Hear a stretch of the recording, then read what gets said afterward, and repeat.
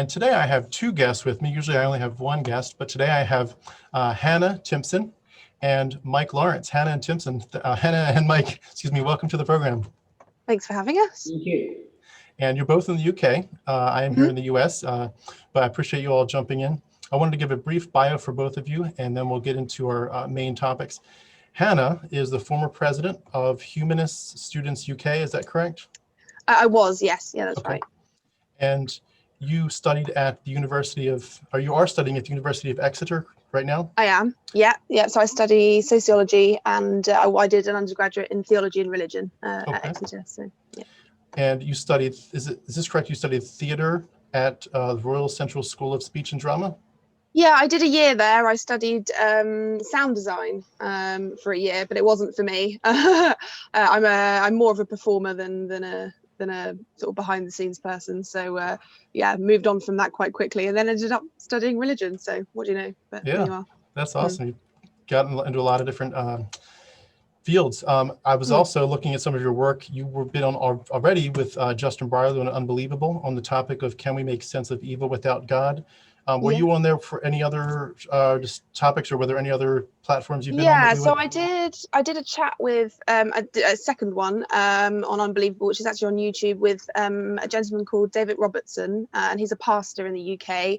And it was a youth special, which is actually, I'm about to go on another one, which is specifically a youth special, which I think stemmed from that initial conversation, which is why I wanted to have a chat with you guys about it.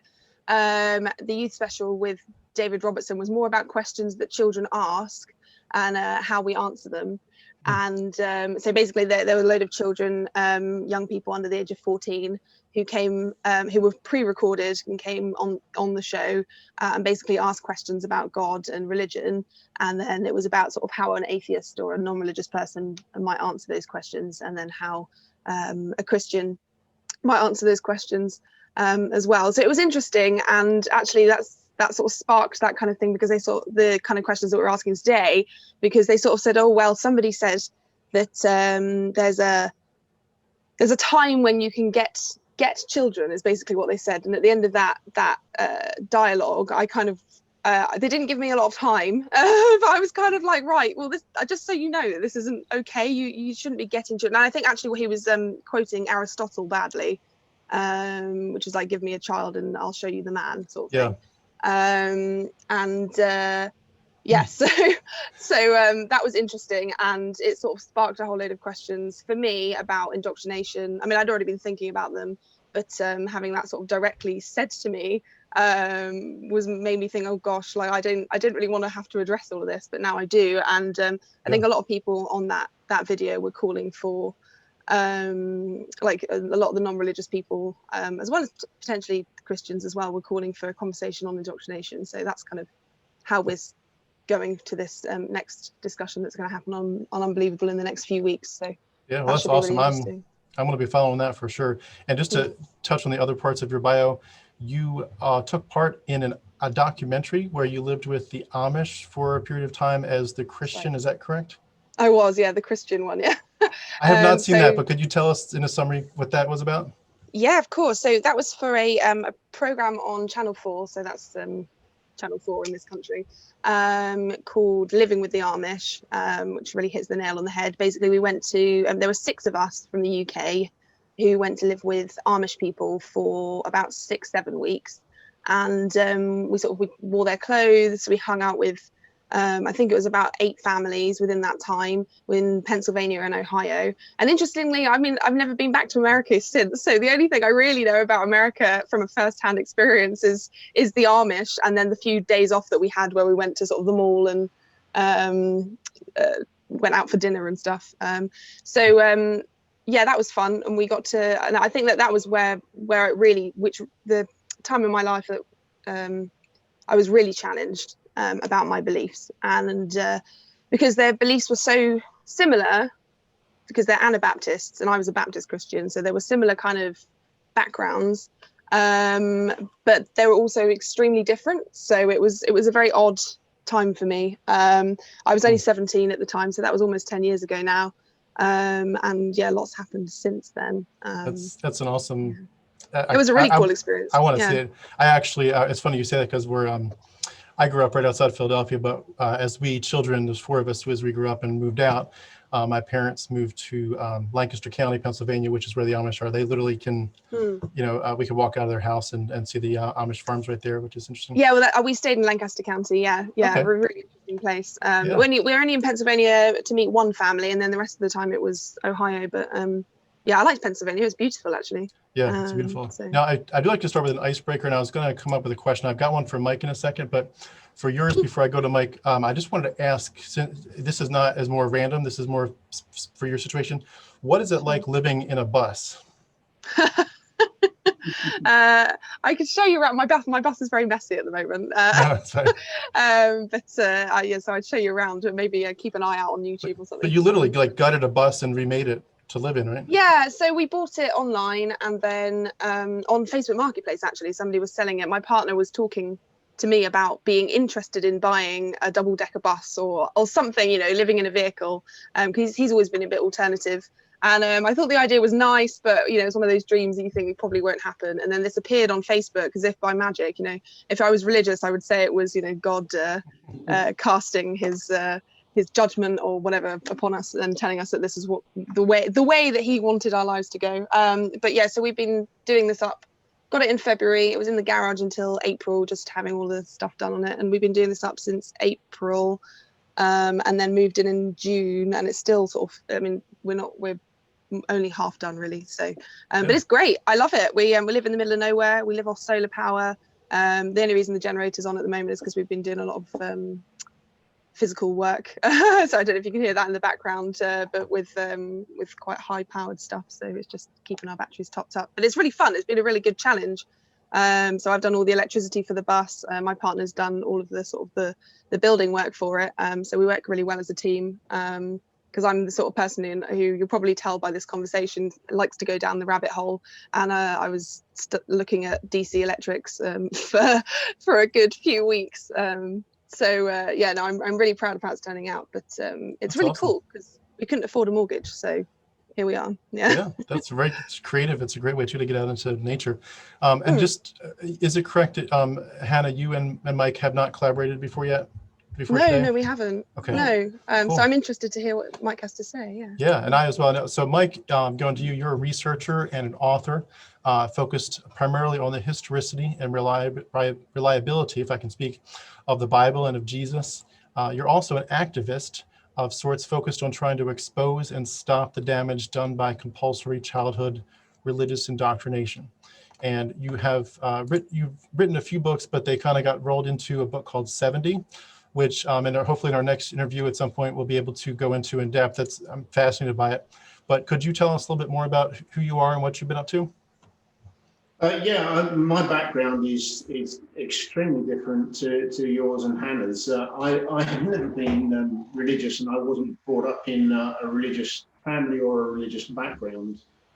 Although at school, religion was very at the front. I mean, I went to school in the 70s, early 70s, and the laws around religious worship every morning and religious education, which was really religious instruction, was adhered to. So religion at school was there. It was quite forceful, but just like maths, English and science, it had no effect on me. So I set myself very low standards, failed to achieve them, and come away not being religious at all. My parents weren't religious, so we weren't taken to church. So I suppose there wasn't anything there to reinforce it.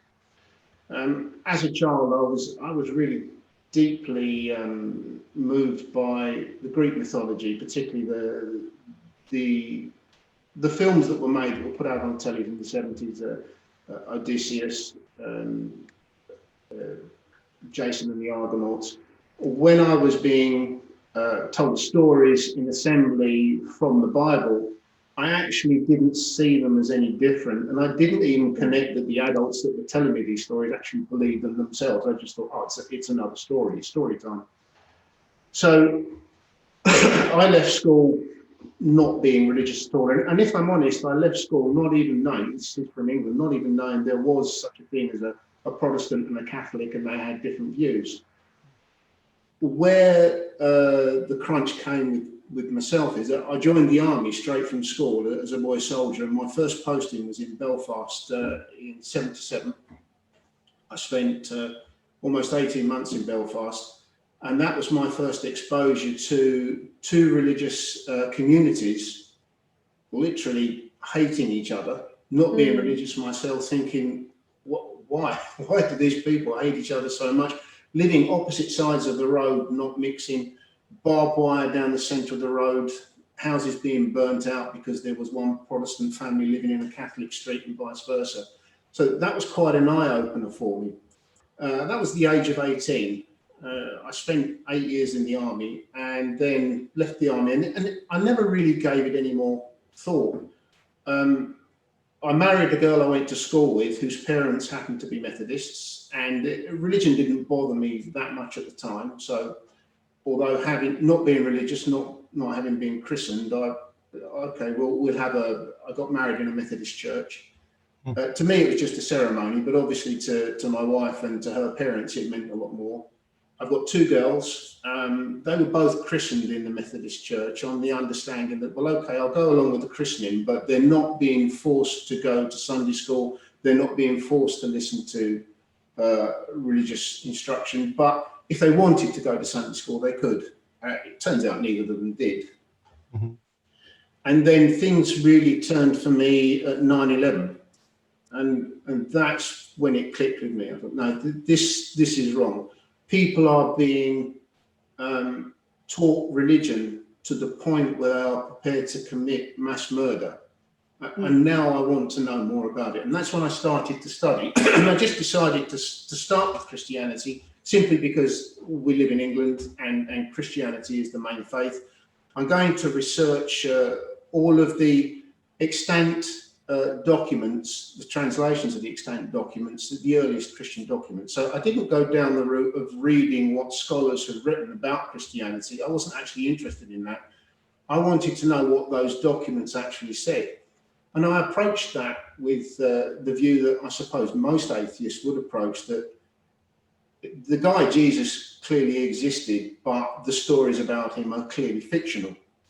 And it was during that study that it clicked with me, and I realized, this is wrong. This guy clearly did not exist. You can see him it's myth personified. When you place the order of the extant documents along with the history that we know of the time, you can actually see the chronology of what's happened and how post-325 Christianity was basically bludgeoned across Europe. You had no choice but to believe it, and that's why we are where we are. Then I started thinking, well, that means what we are doing in schools is we are not teaching children, we're actually lying to children in schools, in the religious education classroom. And the fact that we still have compulsory morning worship, where children are, 5 to 7-year-old children are forced to sit down and pray to a non-existent being, that's all kinds of wrong. And so I decided that I'm going to write some books about the research that I've done and campaign against the idea of religion in schools.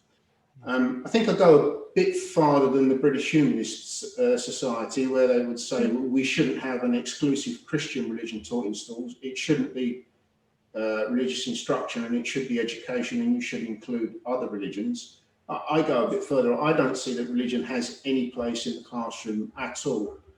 Only in the fact that you would broach it in history, but then not to teach the tenets of Christianity or Islam, but to teach the conflicts that they've had and the social upheaval that's brought us to where we are. So I'm a bit, I wouldn't say I'm militant, but I am, I'm aghast that we still have this fantasy taught to children in schools when every adult should know by now it is Iron Age ignorance.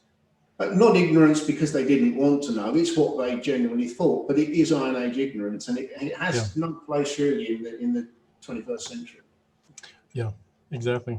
Well, that you brought up so many topics that I feel like I've got some mental notes going for future conversations too, because you talked about the I guess the Crusades and other things, the implications in it. We focus these days on the other religions that are being so violent, but it's just recent history that's really stopped. There's a lot of stuff under our own umbrella of Christianity that's really bad that we could go into, and if we have more time, we could go into that. But I do want to get us to our main topic, which is, as you all both alluded to, childhood indoctrination. Just to give a very, very brief intro for me, I'll be telling my story more on my channel, so I don't want to take too much time for it here. But I was, like Hannah, brought up as a Christian, pretty much an evangelical Christian here in the United States.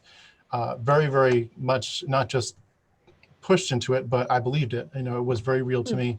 I was involved in all the stuff at church. I literally memorized thousands upon thousands of verses, both for myself in a home as well as with something called Bible quizzing, which it's pretty interesting. You sit on a bunch of chairs with a bunch of other students, and you all have little electronic pads under your heinies, and whoever, as the quiz master asks the question, whoever gets their hiney up first, the quiz master sees their light goes off first, and you have to finish the question that they were starting and then answer it based on the scripture. So to do that, we had to memorize a lot of verses, entire books. I had literally made a copy of the entire Bible myself. I was working on several books. I have a 1,000-page manuscript on a prayer book I was working on just before I deconverted, which was about a little over a year ago. I had a 1,000-page manuscript for a book on worldview. And obviously, if I had tried to publish those, I'd have to have broken those up a lot more. And about two to 3 years ago, I began to think about what I was teaching my kids in terms of teaching them things like the genocide, Joshua fighting the Battle of Jericho. It got very serious. It got very concerning.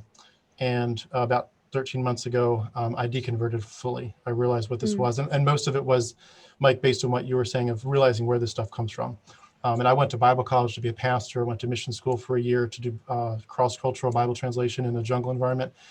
This was real to me, and I can honestly say not a single teacher, not a single class ever told me where Christianity came from, for real. And I know that's not our focus today, but that was what got me out, was realizing I didn't know the first thing about what Christianity really was from. So with that, now that we've given all of our introductions, I do want to ask, let's start with a little sarcasm if I could. So for both of you, either one of you, we have a book here, the Bible, full of racism, murder, genocide, land theft, stoning, genital mutilation, animal and human sacrifice, rape, cannibalism, child abuse, animal abuse, theft, incest, betrayal, lying, slavery, and it's basically all wrapped up in a blood and death cult where your most important focus in life is what happens after you die, not your actual life. So with all that in mind, what could possibly be wrong with teaching all that to children? Who wants to go first? Anna, please. Oh, me? Okay. Ladies first. Oh, gosh. Okay. So, I mean, I think it's something I've been grappling with for a while, because obviously religion has always been in my life. Christianity has always been in my life. And I mean, I think as somebody who lives in England, it always will be part of my life. It's part of historical, history, and it's part of our landscape even, looking at all the churches we have here. And I think the problem with teaching all of that to children is that it's abhorrent, isn't it? I mean, it's abhorrent and it's abusive. And it's taken a long while for me to be okay with using that language, because my parents are both, for the most part, loving people who want the best for me. And in their opinion, the best for me is to go to heaven. And, because they genuinely, truly believe in Christianity. And I think that it's really difficult when I've spoken to Christian friends, because obviously I studied theology at university, and most of the people in the class were Christians. Whether they're very liberal or fundamentalist is very different, it depended on the person. But to sort of say, well, I think your ideology is abusive, and not just to children, but to adults and to yourself. In fact, I think that the biggest problem that I have with indoctrination, and even just with Christianity as a whole, is that it teaches you that you're not good enough as you are. that to think that you are good enough without God is a crime, and that you should always put others before yourself. That was the biggest thing that I think I took from it, that it pays to be selfless, but it also pays to be selfish. And we think everything that we do, I think the biggest lie that Christianity ever told me was that there is such a thing as a selfless act, and that you need to constantly be seeking that out in order to make the world a better place. And I do think that it's abhorrent, because I mean, God himself is selfish and a narcissist. And even I had a conversation with my dad where I said, well, look at what God does here. Was that okay? Like, that really clearly in our, the moral standard for us seems to be so different to the moral standard for God if we're looking at the God of the Hebrew Bible, the Old Testament, and even in the New Testament. But specifically the Old Testament, I said, these genocides are not okay. If I commit a genocide like that, or if I killed, if I asked somebody to kill their son for me, and then was like, oh, sorry, didn't mean it, put you through a whole load of emotional turmoil, then you would think that I was a narcissist and a unkind, cruel person to play with the people that I'm supposed to love. And so I think what the biggest lie that it teaches us is that there's such thing as a selfless act, that God is selfless, that God is good, if he exists. And clearly, even if he exists, it doesn't make it doesn't make sense with the Bible. It doesn't just, but that also that self-love is wrong, and it's wrong to have self-interest, and to make yourself a better person, not just for other people, but for yourself, if that makes sense. Because and I think that led me to being in a lot of abusive relationships. Even once I left religion, it taught me the wrong way to love, basically, and it taught me to judge people. It taught me to judge myself consistently, and even now, during at certain top points, I'll not even. That's what indoctrination is. It's like it's the idea of you kind of have these beliefs that you've held your whole life, that even when you don't believe them anymore, they're still in the back of your mind, causing you to question things that ordinarily normal people would never question, and are things that aren't harmful or nasty, and question general human desires that are natural. And I think that that's the biggest problem that I have with it. And yeah, it's the story, the narrative of love, I think, is the biggest lie that you teach children. God is love. Well, God's love is flawed and broken and disgusting and abusive. And if my partner treated me like that, and I've had partners treat me like that in the past because I thought that was love, then it would be wrong. But and you follow by example. I think as a child, if that's what you're taught love is. And I've only just recently learned what love is, because it was indoctrinated into me as a child that genocide and manipulation and abuse was love, and that's not true. And I think that for me was the biggest issue with Christianity. It's amazing how it's now. so unconditional, but with so many conditions. It's like God loves you unconditionally, but if you don't love him back, you will burn in hell. It's like, how is that? Yeah, which is fine, Yeah, it's awful. And it really, and I've had conversations with Christians in the past, and I said, look, okay, and I said, think about it as if it's a partner, or your wife or whoever, and they say to you, well, you're like dirty rags to me, you're worthless, you're nothing, but I chose you, I still love you, would that be okay? And most of them were like, yeah, but it's God, so it doesn't, I don't, they can't answer the question, and they get offended if I say, well, that's abuse, isn't it? And that's what God's doing. They say, well, that's not what God's doing. And even if it was what God's doing, it's his prerogative, because he's God. We have some sort of God seems to have some sort of right that we don't have, to treat people like crap, basically. Yeah, it's like the final trump card. No matter how bad the story gets, he's God, so he can do it. He can slaughter, he can be awful, and it's okay. It is right. And for Christians, that is a trump card. They can whatever we say, they can say, yeah, but God. And that's where just to break for 1 second, that's where, Mike, the stuff that with where Christianity came from was so vital to me, because as we talk about different philosophies, like where does evil come from, why would God allow suffering, there's so many philosophical things that to me Christians can always say, yeah, but God has the right to do it. And it's like, once I realized that the God they thought was their God was not the God, like, you know, who is Yahweh, and, you know, does he have a wife named Asherah, and is he the son of Elohim or Elyon, and, you know, where did Jesus come from? And once you realize the God you keep talking about that has the right to do this stuff is not the God you thought he was, it kind of takes some of that the force of that away from them. But I think for some of them, it's just, that's their go-to is, you know, God's God. How can I argue? I mean, even in Romans 9, it says, where Paul's talking about election, there's a verse where he says, how can the thing that is made, and the word is plasma, how can the thing that is made argue with the creator? Why did you make me this way?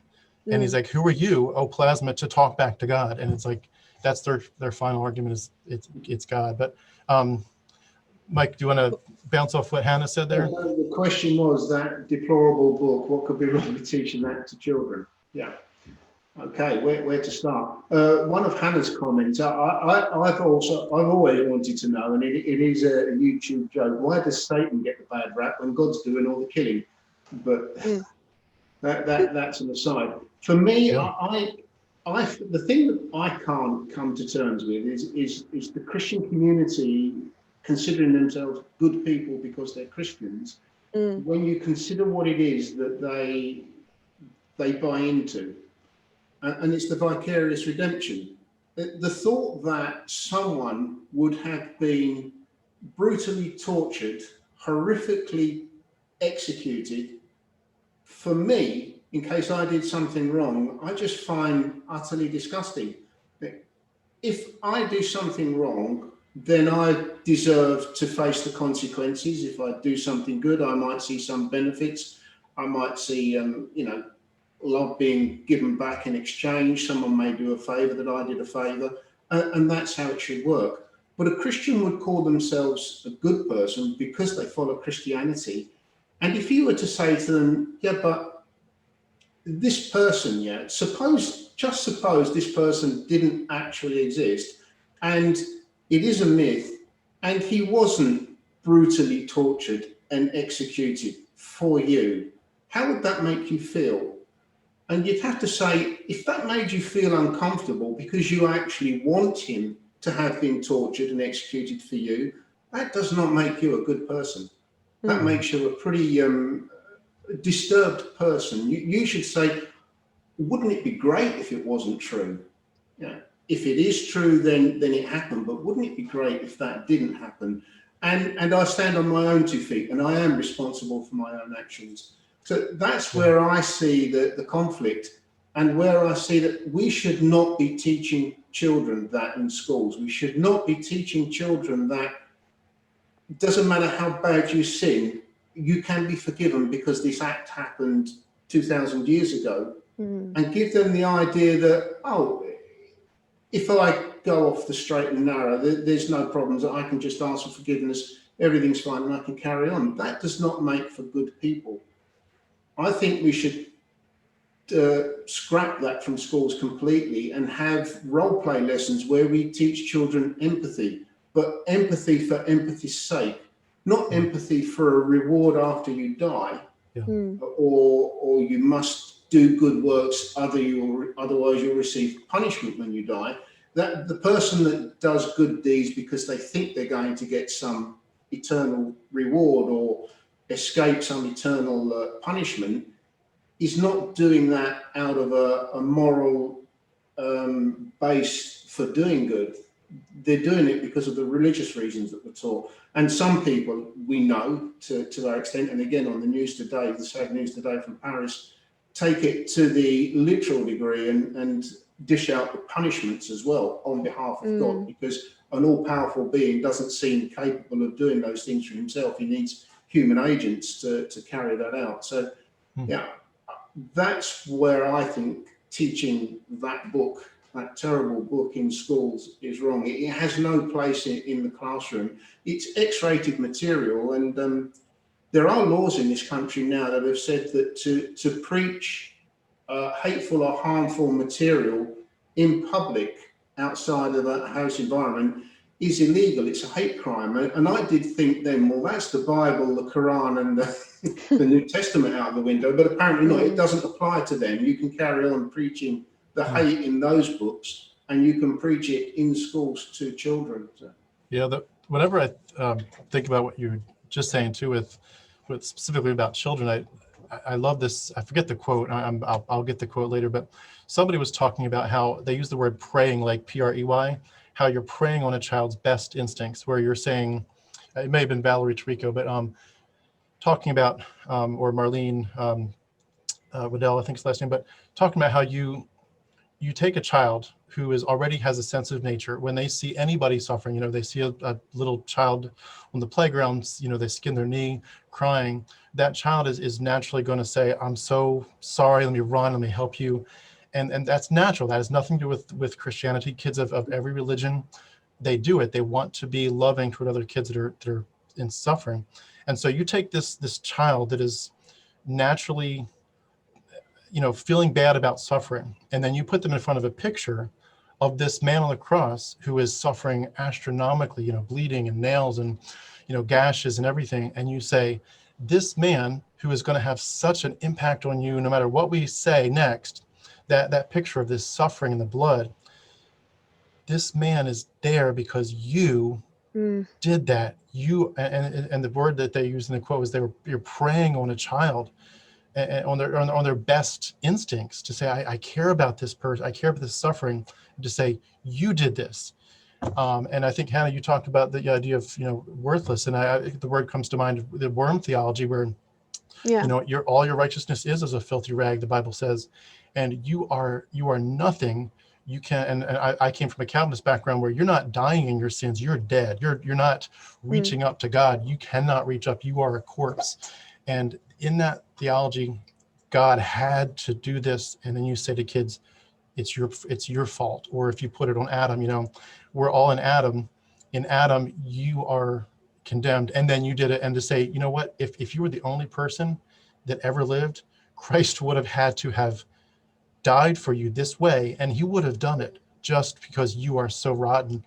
And it's like, it's preying on children's minds. It's horrific. I think that the issue is not just children that they do it to, it's vulnerable people, and consistently, I'm yet to discover somebody who converted as an adult who was secure and happy in themselves, and yet to find a Christian group that doesn't target people who are in a vulnerable position, to say, well, you feel worthless right now, don't you? Well, that's because you are, but don't worry, Jesus has got you, and I'm here to show you the true love of Jesus. All that kind of idea of, we've all got a hole in our hearts, we all feel like we're missing something. Well, frankly, now that I'm an atheist, I don't feel like I'm missing anything. Sometimes I feel sad. I suffer from depression and anxiety, and that's due, I think, to a lot of the beliefs that were drummed into me as a child. But that doesn't mean that I feel like I'm missing anything in my life. In fact, I'm far happier now than I ever was as a Christian. And I think that the issue is that they drum in this idea that you will be better if you believe in God, and for example, like so and I don't. It's difficult, because the problem is that they want to help vulnerable people, and I think that truly most of these Christians that I come across do really genuinely want to help people, and so they open groups for vulnerable people, mum and baby classes. I used to go to those. I used to nanny a little boy when I was living in London, and those people are very vulnerable. Quite often they're single mothers who don't have a direction, and are very worried and want their child to grow at some level of morality, or young kids who so I grew up in Hackney, which is at least when I was younger, and it still is really quite a for a lot of people quite an impoverished part of the country. And I think that often the people who are opening these groups, they're not doing so just because they want to preach Jesus to people. They're doing so because they genuinely want to help young people. So you have young people groups that are, football at the church, for example, or I don't know, like there are other youth groups that were just for the estate that the church was on, and those people in general are kind, loving people, like I say, but really the idea is that they're doing it so in order to draw people into the church, in order to show them that yes, they are worthless and what they believe is true. So even if they converted at sort of when they were 12, or even older, older people's groups, those are the people that are targeted, and particularly, I mean, children in the same way are extremely vulnerable and extremely open. I think when you're in a really dark place, you tend to be open to any idea of to confirm your belief that yes, you are important and yes, you are rubbish, but perhaps there's a little bit of hope. It sounds awful. I say I hate hope. I hate this kind of, there's a false hope that there's something better out there than you already have, and the way to get it is basically through magic, through mystical stuff, right? I mean, in my opinion, that's what it is. It's like here's a sticking plaster, and nothing you can do will make it better, really, apart from believing in God and apart from having faith. And that's why people go into prisons and you get a lot of people converted to Christianity. That word magic is, and that word magic is a great segue to one of the things I wanted to ask about, is just what is the damage to raising people where you say, I want you to believe unquestioningly in something for which there is both no evidence and the evidence you present is really bad, but I want you to believe it anyway. And then you add to that dynamic, which is itself bad enough, you say, don't you dare blaspheme, don't you question God. This is truth. And if you question it, not only are you upsetting us as parents or pastor or Sunday school teacher, you're now, you're in that danger zone where you've got the biggest carrot in the world of heaven, the biggest stick in the world of hell, and you better get it right, because everything rides on this one decision, and don't you dare question it, even though there's no evidence for it. I mean, what does that do to a kid to be brought up that way from day one? There's an interesting analogy on that too. Every child will go through the stage of having their imaginary friend, and the parents would have to put an extra seat, set an extra plate at the table for their imaginary friend, even in these circles that you're talking about, in these families. And when the child goes through that period, such religious parents would think, well, we need to help the child grow out of this idea of having an imaginary friend sit next to her to have a dinner. Perhaps we'll go to the church and pray for some help on that grounds. But it's such an, they can't see the irony in what they're doing there, and to take something like that, and even the tooth fairy, you put your tooth under the pillow, the tooth fairy will come and change it for some money. You hope that the child will grow out of those imaginary thoughts, and that by the age of 13, 14, perhaps they do. But the religion bit, that must stay. And some families, as you say, and some schools are so virulent that they will do everything they can to enforce that in the child and make sure it stays into their teens, into their early 20s. I have a thought process as well that really and truly it's a feeding trough, and the church needs money, and the church can't get money in this generation or the next generation or the generation after that unless it convinces children to be followers of that church and members of that church when they're adults. Yeah. If that source material dries up, the church will eventually die out. So you have to do everything you can to make sure that doesn't happen. Yeah, that's an interesting one, because the biggest thing for me today, and particularly in Britain, so the thing that I'm most interested in studying in sociology is the rise of the unbeliever and the non-religious in Britain. And obviously, so I think, well, it was something like when the British survey, national survey came out about religion. I mean, that was one aspect. Social attitude survey, sorry.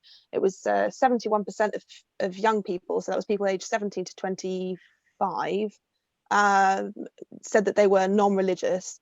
And obviously Humanists UK were like, oh wow, this means they kind of adopt. I mean, you kind of have to have something, don't you, to be like, well, there are so many people who are non-religious. That doesn't mean they're all humanists, as much as I might like them to be.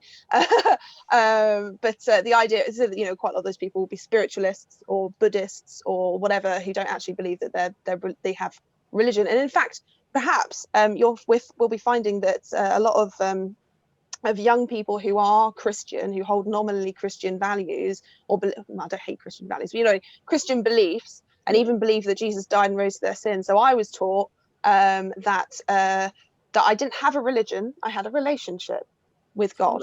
And I don't know if anyone else has heard that one, but that is so we're going through in this country, and I think in a lot across the world, but particularly in Britain, because we are one of the only theocracies in the world, something that Linda Woodhead calls religious de-differentiation, which means that people are no longer aspiring and going to churches necessarily, but we now have this sort of marketplace of ideas where people, and sort of a pluralistic society.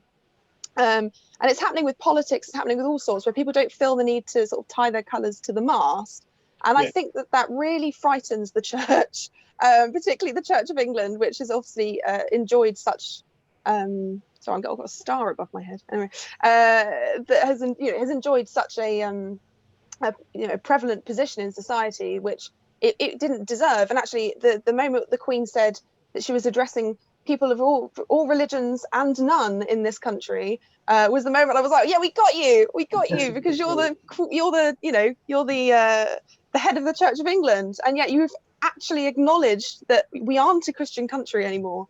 And I think that terrifies people. And I think the conversation that I'm about to have for Unbelievable is with a gentleman who runs youth apologists. He's a youth apologist, so he goes directly to young people to I don't say apologize for Christianity, but to kind of to go and debunk a lot of atheist stuff, that we're sort of, or secular stuff. And that would be really interesting. Oh, excuse me, you got my dog in the background. That would be a really interesting conversation, because he is, I think, reacting to the idea that we're losing religion in this country. And while I personally, and I probably, this is where we'll differ, is that I don't necessarily have a problem with people believing in stuff. It's the power that these institutions have over people, and that is dying out. So I actually think that it's more of a cultural thing in Britain now, not an institutional thing. And that's where it's a bit of a problem, because you can't track.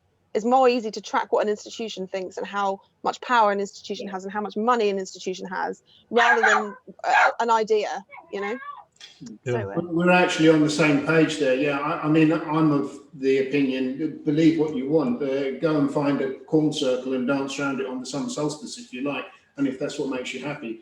The problem is religious institutions and the privilege that those institutions are given in law because they are religious. That's the issue. The fact that you can believe that, and that's fine, but what you shouldn't have is a right written in law to go and tell children in schools that they should believe it along with you. You shouldn't get representation automatically in the House of Lords. Your views shouldn't be used by politicians in the House of Commons, and you certainly shouldn't get financial tax breaks because you are considered a charity because you are doing some good work. That's where the problem lies. Christianity per se is fine. And the Church of England, when you think of the Church of England, then you think of the hypocrisy. Go and read what it is that you preach. Take nothing with you in your bag. Take no food, take no money, take only one coat, take some, and go and preach. Where the hell do you get a multi-million-pound organisation that's the biggest landowner in the country from those statements? If you do believe what you truly believe, liquidate and solve the hunger problem in our country. But while you're wearing gold-crested hats and sitting on big seats and have a fantastic organisation that's taking money in through the collection box each week, and tithe is still law in this country. If you live in a house that's on tithe land and the church needs to be repaired, you have to pay. You've got no comeback. You know, you are, that's hypocritical. I was going to say, well, the trouble is that for the Church of England is that it's not bringing in the money that it wants Not to be now, bringing yes, in. exactly, yeah. Yeah, and they actually just recently spent a load of money, £2 million, as far as I remember, on rolling out an evangelizing tactics amongst school children, primary school children in the UK, in order to try and bring them in to the Church of England, because unfortunately, and I don't think there are church schools in America, maybe not as many as we have here, but unfortunately they have the monopoly on our schools here in the UK. In fact, most of the best comprehensive schools, so there's schools that are for want of a better word, public schools, so funded by the government, they are Church of England. And the reason that they do very, very well, because they most people who are part of the Church of England, is not a rule, but are middle class and white, and so therefore they're not just being discriminated against. Well, people who aren't Church of England aren't just being discriminated against by their parents' religion, and therefore their own religion, of course, but they're also being discriminated against on class, on location, and are being denied a good education. And it's segregation based on religion, and it's absurd. But what they're doing is trying to it's really difficult. I mean, I went to a Church of England school, and I have to say they're probably one of the least fundamentalist. I mean, most of them, I had a debate with a Church of England pastors, or priests, sorry, vicars, I suppose, where, it was something about, is religion a force to be good in the world? And came at the end of it, we all said exactly the same thing. And most of, there's a joke in one of the, what's it called? Oh, Yes, Prime Minister. And they say, well, the church is just a social institution now, basically. It's not a religious institution anymore. It's what we call them modernists. And it's true. You don't even need to believe that Jesus was a real man to be a vicar in the Church of England. So it's really difficult, because I think that the problem isn't that they really believe it as a historical story necessarily. It's the fact that it's the belief system that it permeates throughout culture and throughout society. I took a little girl that I was looking after over the summer last year. We were going to the park, and we went past this Catholic church. I'm fascinated by theology, so I had no problem. But she said, "Oh, yeah, Hannah, can we go in here?" And I was like, "You sure? Because you might not want to. You want to go to the park, right?" She was like, "Oh no, I really like to go in this church, please." And she's quite bright 5-year-old, so I was like, "Okay, we'll go in here and we'll have a look around. I like a church; it's interesting." She sort of stood there. She said there was this sort of figure of Jesus, with all the blood pouring out of his hands, and he obviously, a horrible, violent image, which personally, if I had the choice, I wouldn't expose a 5-year-old to. I don't even think. I mean, I'd like to expose a child to the idea of death and the circle of life and whatever, that sort of stuff. That's interesting, but in a kind of a way that was less violent and less frightening. I mean, I used to have nightmares about stuff like that, and the fact that somebody could even put a thing through my hand, like, isn't that awful to know about? I mean, she stood there and she said, "Hannah, isn't it horrible what they did to Jesus?" And I was like, I don't want to, I didn't want to enforce my beliefs on her. So I said, well, some people believe that happened. And yes, it is a very nasty story, about what happened to Jesus. That is really horrible.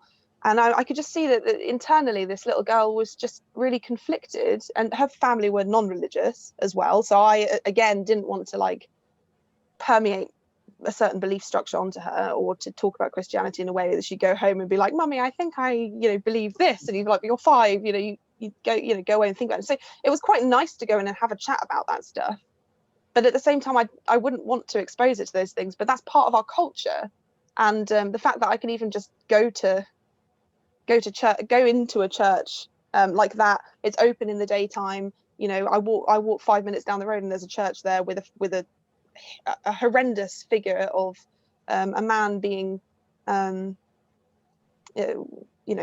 crucified, You know, if someone said that if Jesus had died in the 70s, you know, it would be the electric chair that we'd have all around our necks. Why would I want to wear a figure of torture around my neck?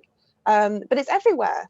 It's everywhere in Britain. And even if it's like you only believe it sort of, you only have some sort of idea, there's still the very basis of it is you're nothing, you need God. Here he is, but you're still worthless unless you have God. So yeah, I just can't get my head around it. But and then that little girl wanted to pray as well. She said, oh, because she goes to a Church of England school, and she said, well, at school we pray. Can I pray? I said, well, you're very welcome to. You know, if that's what you want to do, I won't pray with you. But if you want to take a moment and have some private time, do that. But it was really odd because I'd never actually seen it through a child's eyes before, and the fact that she knew all about it, you know, was just, I don't know, it suddenly made me go, oh, isn't that awful? Like, why was I exposed to that even as a baby, you know? And that was permeated over and over again. But to not just to religious children, not just to Christian children or children of Christian parents, but I'm sure that every child has been exposed to this violence. And it is violence and it is abuse. It's abuse to throw that in my face. If I made someone sit down and watch The Passion of the Christ in you know, age 3 years old, you would say that was violence and abuse, but it's okay to show this figure, which is basically the same thing, and say that that's true and that's something that happened, and that, like you say, it's because of me that happened. Yeah. Awful. So yeah, but my point is that, you know, even if they're very liberal, which they are, very airy-fairy, it's still dangerous. In fact, I think even more dangerous because it's about the way it permeates culture. Not if I know, like, for example, I quite like Catholics because I know what they believe. You know, to my face, quite poignantly, someone will say, this is what I believe, this is the facts, here it is. Whereas the kind of church that I went to and a lot of my friends go to, which are kind of happy, clappy Christian churches, and I don't know what they're like in America. I feel like there must be a big variety. We just see the really big ones that have this whole you know, prosperity gospel stuff. So over here, so we're like, they're crazy. You know, our Christianity here isn't quite so bad. You know, it's fine. We're a lot more liberal. Most of us believe in science over here. You know, so to a degree, we kind of think that our Christianity is somewhat better and more watered down. But actually, it's just we're not saying what we really believe. And that's really dangerous. Actually, it's more dangerous than, in my opinion, the fundamentalist stuff, because then we can kind of do something about those people. Yeah, where I'm at here, I do, and where I know the churches you're talking about too. I'm just outside of Atlanta, Georgia, and I could probably drive 20 to 30 minutes in any direction and hit more of those churches than I could count. They're all over. There's several probably within 5 or 10 minutes of my house. It's all over the place, and all over the country. Something resonated with me that go ahead.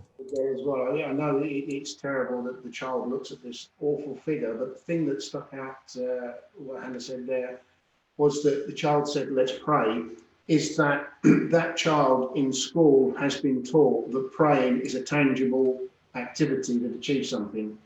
And that's where one of my beefs comes. That is lying to children in their place of education, and it just should not be allowed.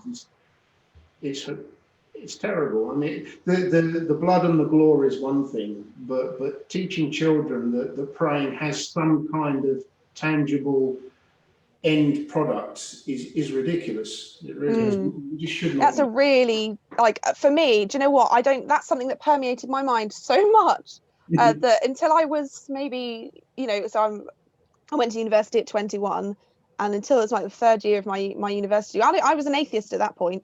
You know, at third point, I didn't realize how pointless prayer was, because I suddenly turned to my Christian friend and I said, but why do you pray? What's the point? If God has a plan, then he knows what's going to happen next. What's the point? I can understand it as a sort of a meditation method, but yeah, up until that point, I just thought it was a very legitimate way to connect with God.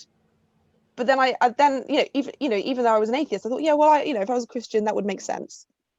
But even as a Christian, it doesn't make sense whether I'm a Calvinist or whether I'm not. You know what I mean? It's a very bizarre thing, but it's a way of self-checking yourself, I think. And it's quite good. Sometimes I miss praying because it's a nice way to sort of have self-reflection. But yeah, you're right. I mean, that child, her parents are non-religious, and the only place that she ever learned prayer as a legitimate form of doing something is at school, at Church of England school, and that is normal in the UK. The majority of primary schools, as far as I'm aware, are non-religious, are Christian. So weird, isn't it? What a weird thing to do. It is strange. I mean, I always think that if parents want to bring their children up in a particular religious ethos or tenets, there are plenty of places of worship throughout the UK with which to do that. I mean, there's 5 or 6 churches in every town. There are synagogues, there are mosques.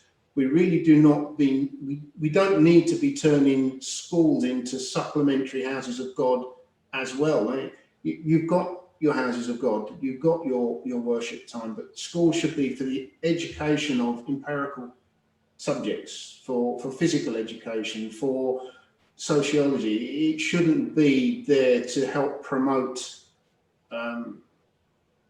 the parents' desired theological background. It's just not required. And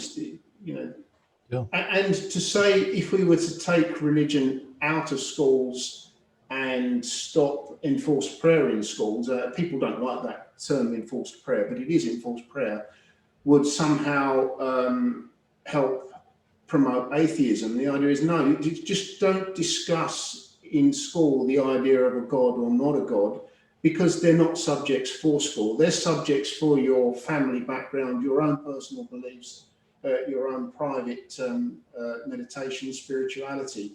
You're here to learn the sciences, you're here to learn maths, you're here for a bit of physical education, and you're here to learn how to get on socially in cohesion with each other. Could I play a mythological devil's advocate? I know he's not real, but I've heard us talk about it. I've heard many other people in other contexts talk about the idea of, I don't care what so-and-so believes, as long as they don't do it in a public sense. But if they want to teach their own kids something at home, that's up to them. And I think we're kind of talking about 2 different realms here, which is good, because there are 2 different realms. One of them is talking about what do we do in the schools officially, we're in even in politics, you could take it to the public realm, but then it's like, what about the families, the kids? And I do come from, at this point, a little bit more of a militant perspective. I feel like regardless of whether we're talking about a school or a home, just making it clear to people that this is so destructive, because I'm going to just paint a couple pictures here, and I'll ask for your input. But what if you're looking at it from the perspective of a liberal Christian, who says, I don't know if Jesus was real, historical, I don't really care, I just want to turn the other cheek, I just want to be loving to people, whatever, I want to do the Beatitudes, I want to be a peacemaker.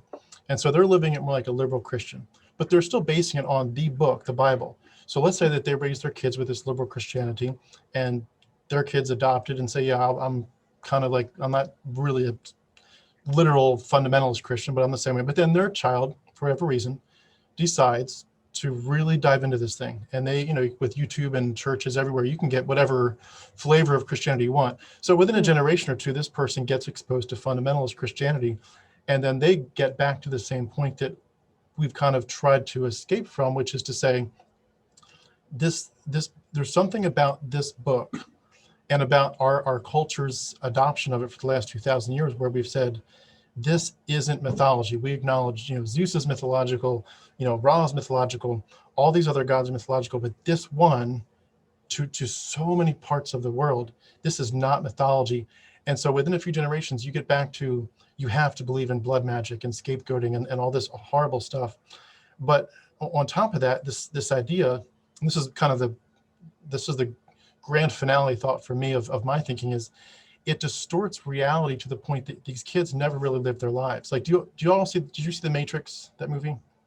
Mm-hmm. Do you remember when Morpheus had helped Neo escape, and Neo he hasn't even really woken up yet. He's still on this like operating table when they've got all these little acupuncture needles in him, and he opens his eyes, and the first words he says are, "Why do my eyes hurt so much?" And Morpheus says, you've never used them before. And the idea was he was stuck in the matrix for his whole life. And now that he's out of it and in their little spaceship, he's truly, literally using his eyes for the first time. And I think for these kids, you're thinking their whole lives are spent thinking there's an invisible God who with all the bad stuff included, he loves violence. Not so he loves it, but he is very violent. He commands a lot of violence for his people. He commands a lot of blood magic. He needs blood. He needs a lot of it. He does all this racist stuff, but then even just like this personal relationship stuff where it's like, I have a relationship with a God who sees into my mind, into my thoughts, and he's not happy with me a lot. I need to confess my sins. If we confess our sins, he is faithful and just to forgive us and to cleanse us from all unrighteousness. But the idea is he's always looking, and just in terms of being a normal, guy, guys have thoughts all the time that, and as you grow up, you get blasted with, you need to feel guilty. I mean, I remember at Bible college, it was just this nonstop. Every time the dean of men would get he would get the male students together in like a big room, and he just talked to them.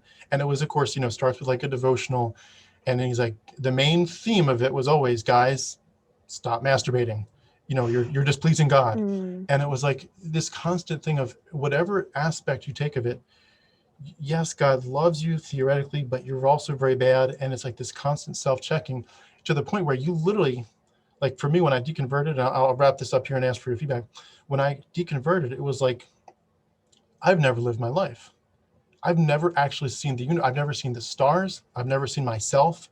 I've never seen anyone around me with the eyes of reality. And it's like the ultimate abuse is to take someone and to say, you have whatever you've got your 80 to 100 years probably of your life, and we want every minute of them. And like you all said earlier, we want them from the time you're 4, 5, 6 years old.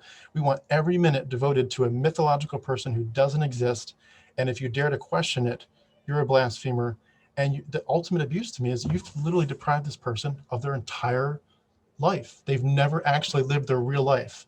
And I've grieved for like my own family, some of the family that's older. And you think, how long do you have? 10, 20 years left? If you don't ever turn away from this, you've literally spent your entire life in a fantasy world. And I'm a little bit more militant about that. I don't know please correct me, but I feel militant about that. And I don't know if I should, but I'm a little bit angry about it. Not like I want to tell the whole world and be angry. I want to be very gracious. But if someone asks my opinion, I want to be like, this isn't up for grabs. You can't take people's lives and just waste them on mythology. Does that make sense? No, you should be militant about that. That is full on mental child abuse. And if you go back to the epistles, Paul's epistles, that is what it's saying. It's preaching, give no care for this life, because the real life starts after you die. This is just a test. This is not real. This world is ruled by the evil archons, and be ready, because at the eschaton we die, and then the real life starts.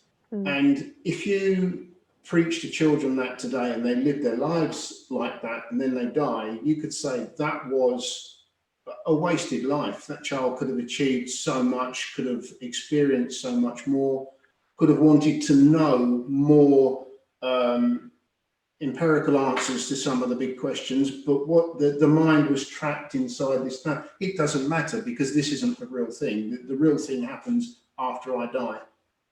I think, so obviously you're right that there are quite a lot of Christian groups that believe that, but I think it's obviously important to note that there are Christian groups that believe that Orthodox Christians, for example, Russian Orthodox, believe that they are building Christ's kingdom on earth. It's not just that people believe that they're living for the afterlife. I know majority of Christians I know, that's what they believe, is that they are living this life, which kind of is so strange. It's like, well, what's the point of living this life then? Why are we here? I think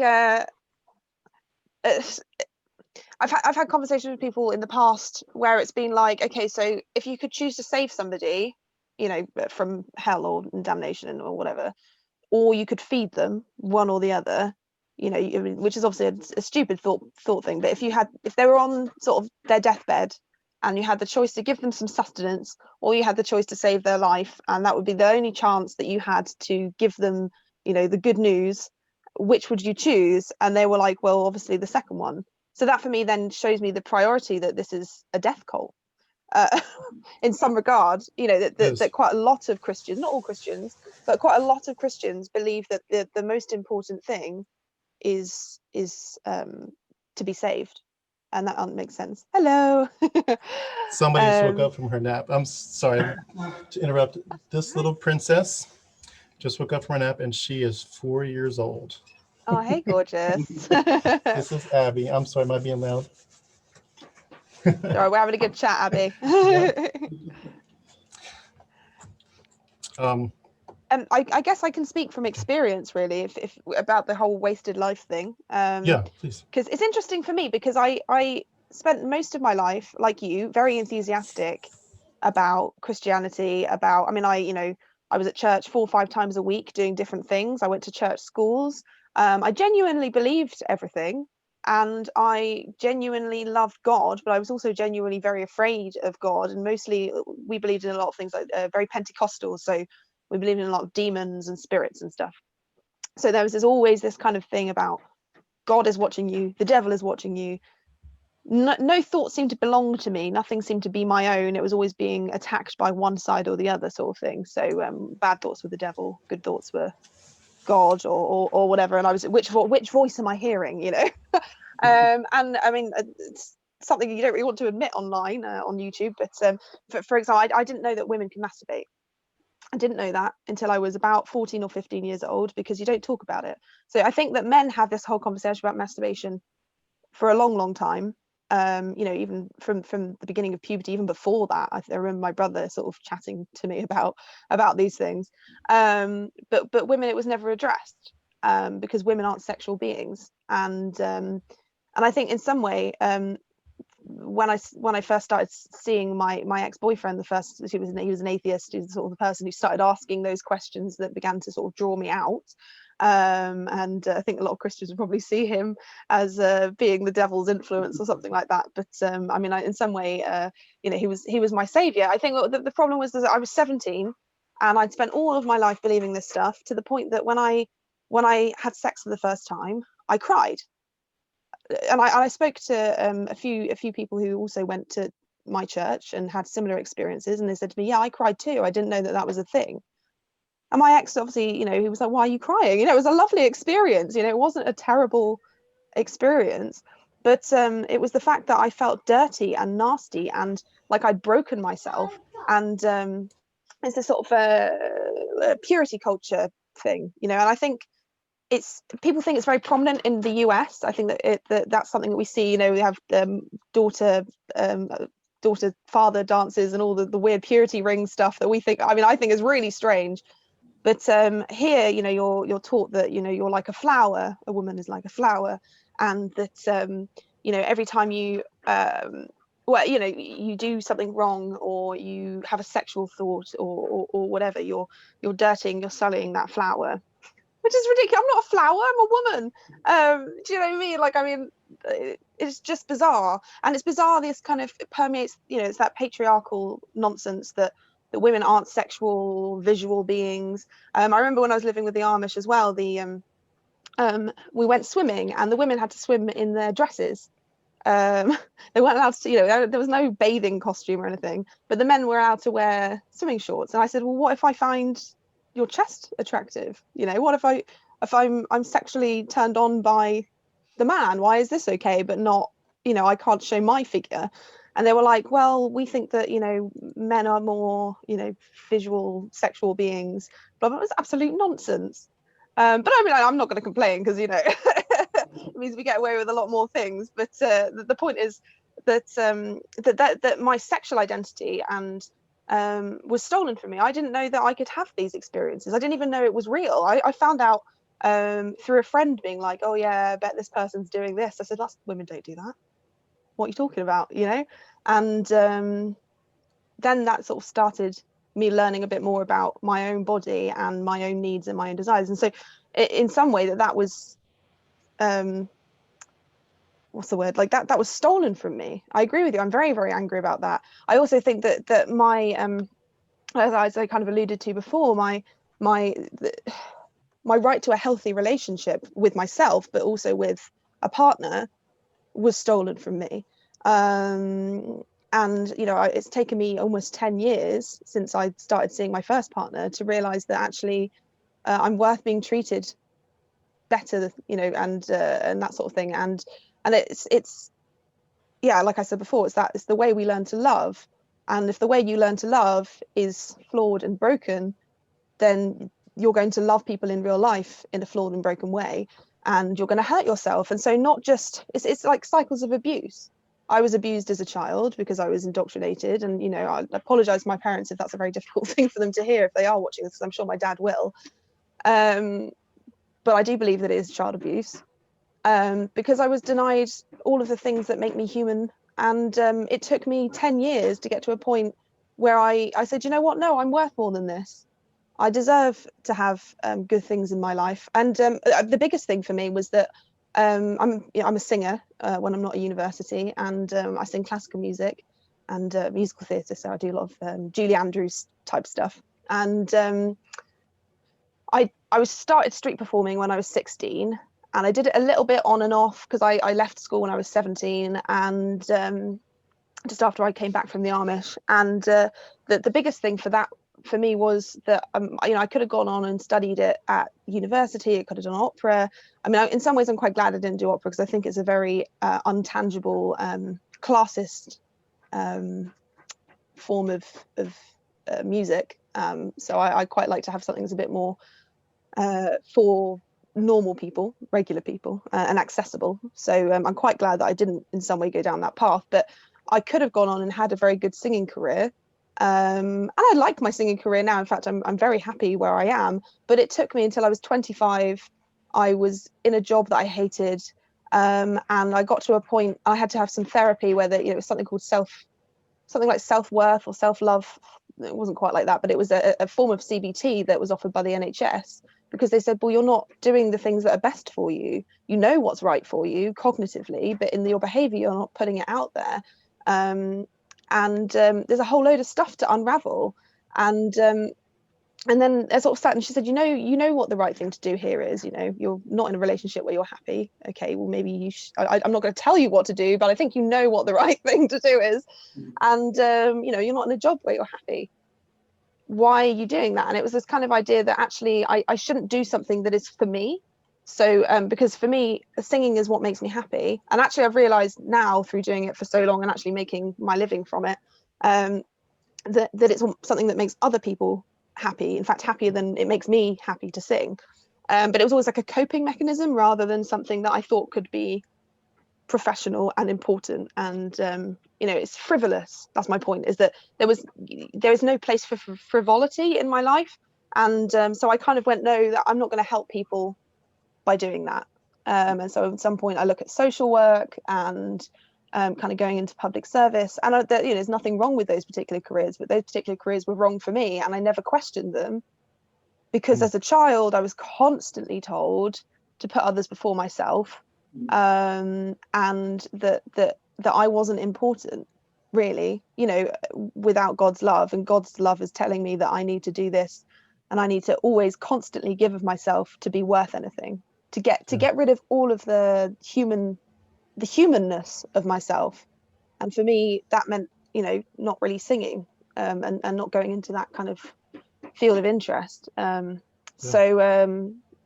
being selfish is an awful thing, which is again terrible. But so I agree with you. I think I've gone past the angry stage. It is a grief process. It honestly is a grief process. So you kind of do the sort of denial. So I went the whole denial. I'm not really an atheist. I'm an agnostic. I mean, I'm an agnostic atheist now, right? That's my position. But I'm not really an atheist. Those atheists are nasty people, because you're told that, the in crowd and the out crowd, and those people over there, they're really horrible and you don't want to be them. And then I got to university and I realized I was an atheist. These people that I'm hanging out with are nice, normal, ordinary people. And they believe what I believe, and maybe that's me. So you come to that kind of level of acceptance. and then you kind of go, oh, now I'm angry, I've been lied to. And I've lost my life. I've lost my life. And then I kind of get to a stage of sadness, because you grieve over that life that you could have had. I could be married with children now. I don't really want to have children, and I'm not sure about marriage anymore.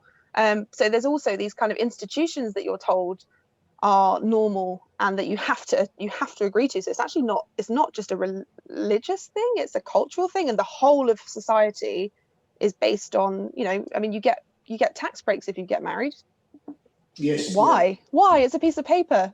I love my partner very much, and I would love him no less if I was married to him, or more, if I was married to him. Maybe at some point I'll get married, but I don't know. And I would think a lot of my friends who are Christians now, evangelical Christians, got married at 21 or 22, started thinking about their life. They're not, and there's this other thing as a woman, I don't know what it's like for men, and maybe Tim, you have an idea of that, but you're not complete without a partner. You're not complete without your husband or your future. There has to be two. And you can't be okay on your own. And there's this kind of like this goal of to get married. And so yeah, I got to that point of, and I was talking to a friend about it, because he was actually, before he lost his faith, going to get married to a girl, and unfortunately that ended, because she was a Christian, and he just couldn't believe it anymore. He studied theology, and he just really, really struggled with it, and he spent years of his life just gone like that. And everything that he built himself up to be, his community, his family, his friends, he lost. Thankfully, I think that he has parents that are universalists, so they're a little bit less strict on the "you must believe you're going to hell" kind of thing. But he lost everything. And I lost that kind of way of life where I had a structure and a path. And that meant that now, and I'm actually quite glad, I've got to a point of acceptance and in some ways embracing where I came from. So I think that when you first lose your faith, or whatever, you do get angry. But I don't know if I would actually change my life now. It's made me who I am.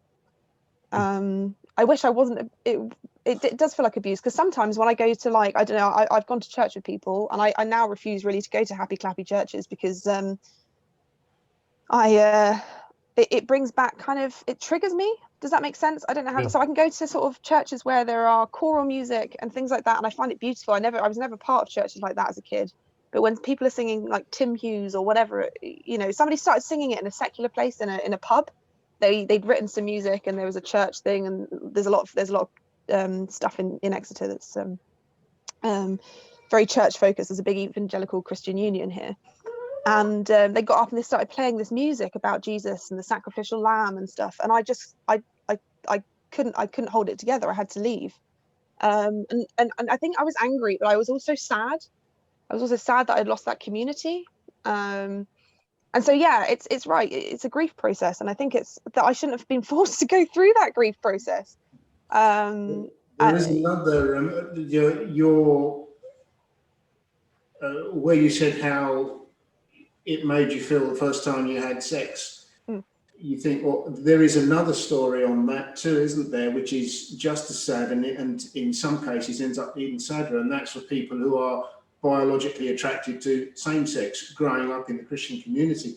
They have been put through psychological trauma, and sadly, many of them, so much so that they've committed suicide because they can't come to terms with it. And that can be laid firmly at the door of the Catholic and the Protestant churches. You told those people that their biological makeup was wrong, and you made them feel that they'd been mismade in some way. You didn't allow them to love in the way they wanted to love because of the insidious grip that you had on them. And that never gets discussed in religious indoctrination debates on mainstream media, and it really should come to light. I agree. I mean, obviously, you kind of have two things as an LGBT person, and I'm quite lucky in many ways that I'm cis and heteronormative, because in some ways it allowed me to kind of adjust to normal society in a better, and be accepted and accept myself in that way. I think that people who lose that, were part of a religion, and then also LGBT, have, you know, had to sort of have a double whammy of coming out as both to themselves quite often as well. I think that people, you know, they don't, until they embrace, you know, secularism, secular society, don't go, actually, no, I am okay as I am. You know, I am fine, and it's okay that I love this person, and it's okay that I find that sexually attractive, and etc. etc. So yeah, it's nuts. I know a lot of people who've gone through that kind of process and are still going through that process years and years later, you know, and only, you know, some people don't even come out to themselves until they're in their sort of middle age, and that is, you know, so they might lose their religion early on, but the idea of sort of coming to terms with your sexuality in whatever way that is so permeated across society. It's not just Christianity that does it, that actually a lot of people don't go, actually, no, I am sexually attracted to that type of person or whatever, and that's okay, because it's not just not okay in the Christian faith, and it's becoming more okay in secular society. But a lot of secularism, you know, I mean, even with transgender rights at the moment, I see a lot of atheists, non-religious people struggling to get to terms with transgenderism, and I think in some ways that's okay, because for a lot of people that's a very new term, and it's okay to kind of grapple with that and to have problems. But I think that a lot of people who are LGBT and were LGBT, you know, growing up in a Christian church, then come out of that and then find hate amongst secular people too. And I think we need to be aware that that's something that we as non-religious people can also permeate. It's not just a religious thing. It's a patriarchal thing, if anything. So yeah, I wanted to ask something we've touched on a little bit, and I was also reading it, Mike, and part of your document that you'd sent me before our chat. The idea that we have this group that we grow up in, you know, our church and our family, we all kind of agree this is our set of blinders and our worldview. And as we grow up with that, as we're agreeing with it, everyone else who falls outside of this little circle is bad or wrong. Every other religion is obviously wrong, and people that are irreligious are obviously wrong. So you have this group where, you know, we're wrong, and everyone else needs to be shown the light. We're the only ones that have the light. And that itself is itself abusive.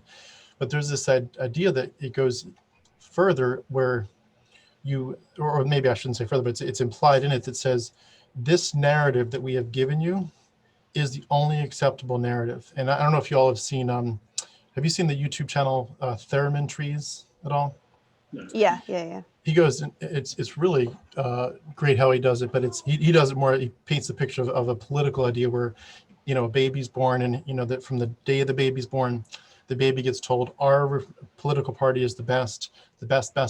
And whenever you get any kind of questioning in your mind of, well, maybe it's not, maybe there's something else to this narrative, you get, you know, reprimanded horribly, and even to the purity culture issue. Like I remember a girl at church that, you know, she had gotten pregnant very young, out of wedlock. They made her stand in front of the church, in front of all these people, and you know, apologize to the whole church. I'm sorry I did this. Shame her like crazy. And, you know, the idea that if you step out of line, either with your morality or your belief system, if you even question it, we are going to go against you so viciously, or to use the word the Amish are used to, we're going to shun you. And I found that ironic that since I left Christianity in full 13 months ago, almost nobody's asked me. And other people I've talked to, I asked the question, has anyone, like when you left, did people go after you and say, hey, you obviously have learned something new. You were in this all the way. You were fully in love with Jesus, and now you're not. So something happened. What happened? What's your story? Or if it's information, what did you learn? Or if they're, you know, their arrogance, what did you think you learned that got you out of it? But nobody, for me, went after me. Nobody said, hey, let's talk. Let's go have a drink and talk about this. It had to be me that went and said, look, I want to chat to you because I don't want to offend you.